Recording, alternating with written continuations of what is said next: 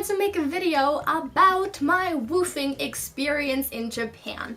I actually just got back 2 days ago, and while I have been enjoying doing nothing and waking up late, this last week of working on a farm in Nagano has been a fantastic experience, and I wanted to share that with you guys. First of all, what the hell is woofing? Not too long ago, I myself didn't really know, but basically it's an anagram. Yes? Is that the right word? It's a collection of letters that stand for Worldwide Opportunities on Organic Farms. I hope I remember that correctly. Worldwide Opportunities on Organic Farms. Yes, and basically it's a website where you can sign up for a small membership fee, and you can then search for hosts that are looking for volunteers to work on their farms or other small businesses that they have for a short amount of time. And while you're there working, you get to live with the people, and you can eat there and sleep there, and you don't have to pay anything, but you also won't earn any money. So it's really just like a volunteer kind of thing.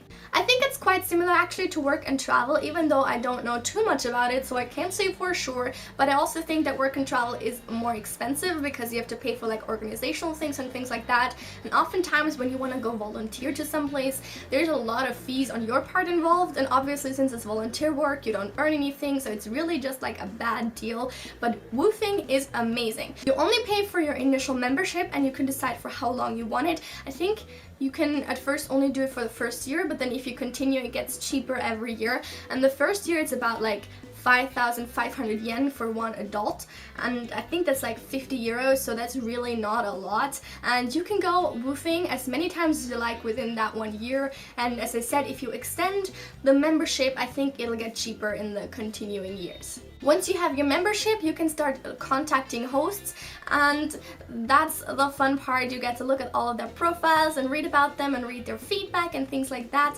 And then if you think that that host suits you, you can message them and you can talk with them and make some sort of arrangement how to get there and all things like that. The thing though with woofing is you have to decide beforehand where you want to go, because every country I believe has their own website, and I think the memberships are only valid for the one country, so as far as I know at least. So I don't think you can maybe go to different countries within the month, but I'm not entirely sure about that. I'll link the WWOOF Japan website down below if you're interested, just in case you've never been to Japan and you want to travel on the very cheap and have like a place to stay.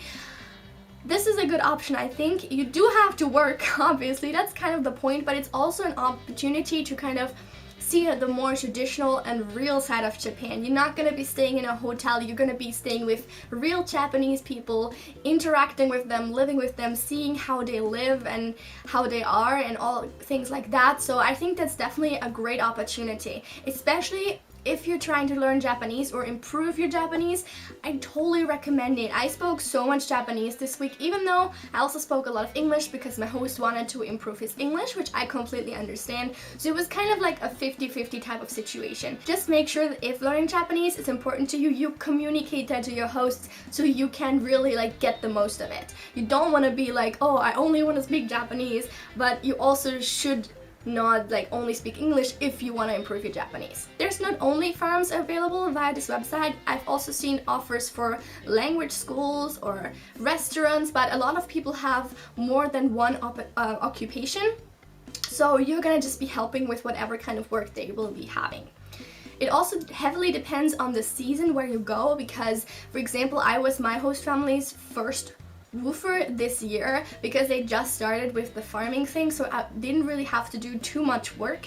They are much busier in a few months' time, so for me right now it was like weeding grass and planting seeds and helping with this and with that, and it's just like little small things, but you're still gonna experience this lifestyle, and it was still a lot of fun and kind of exhausting at the end of the day. So that was my part to woofing in general. Now I just want to mention two really interesting things that happened during my time woofing. So I was there for 9 days, I believe, and the very first day in the morning we got up very early and we went to actually make MISO, which if you don't know anything about Japan, you probably don't know what MISO is, but MISO is a type of soup, basically. It's like a concentrated something and you mix it with soup. I'm not good at explaining this, but it consists of soybeans and in this case rice malt. There's a lot of different kinds, but anyway, we went to make miso and it was really interesting. Basically, we went to a very small factory. The facilities you saw in the video are actually their entire factory, like the entire thing, and it has been in the possession of the same family ever since the Edo period, which was about 400 to 200 sort of years ago, and that's really amazing. Like, honestly, I don't think something like that even still exists in Austria. Like, a profession or something that has existed in the same family and been done by the same family and generation after generation for like 300 years. Like, that's amazing. Honestly, I was so blown away by that. The people were so nice. They showed us everything and explained everything to me and to my host, obviously, too, who was there as well. So that was a wonderful experience for me, getting to make miso, which I've been eating and loving miso soup for years now, and it's so great to see where it all like begins and the process, and it was just so cool to be part of that. The second thing, I don't have any clips of because at the time I was too busy trying not to die.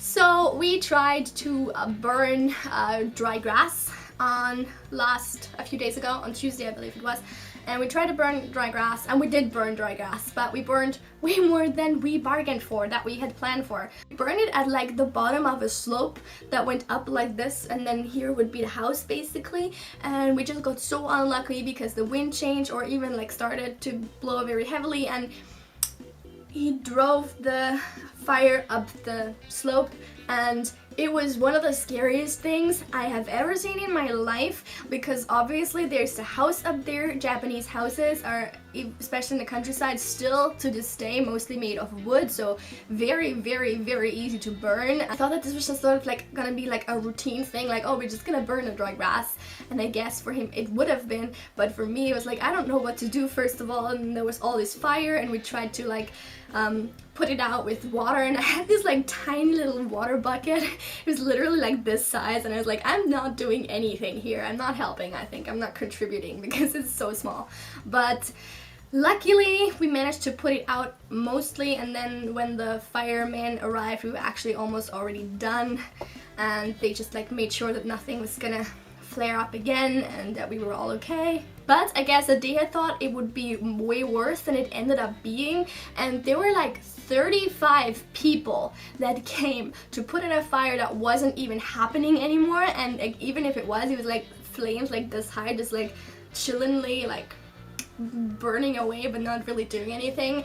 And it was the like official fire department, and then volunteer firemen, and then it was police, and somebody else was here as well. It was basically just so many people that were standing around doing nothing for about 2 hours.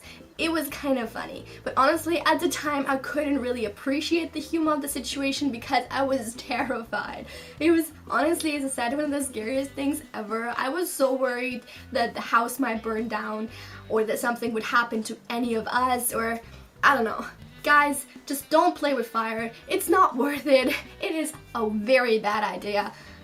Fire is dangerous. And I learned my lesson, even though it wasn't my decision. I didn't do anything wrong, but still, I have a lot more respect to fire now, let's just put it that way. So that was basically kind of the best and the worst experience from my time in Nagano. I hope you guys enjoyed this video. I hope you guys are also interested in going woofing now. I'm not sponsored by them, I just really enjoyed it, and I definitely recommend to any of you to do it as well. It was really cool, especially if you're like a city girl like me and you want to experience something else for a change. Definitely do it. I recommend it a lot. Definitely do it in Japan as well, because first of all, beautiful countryside, second of all, amazing people, and third of all, the food was so good. I can't even. Oh my god.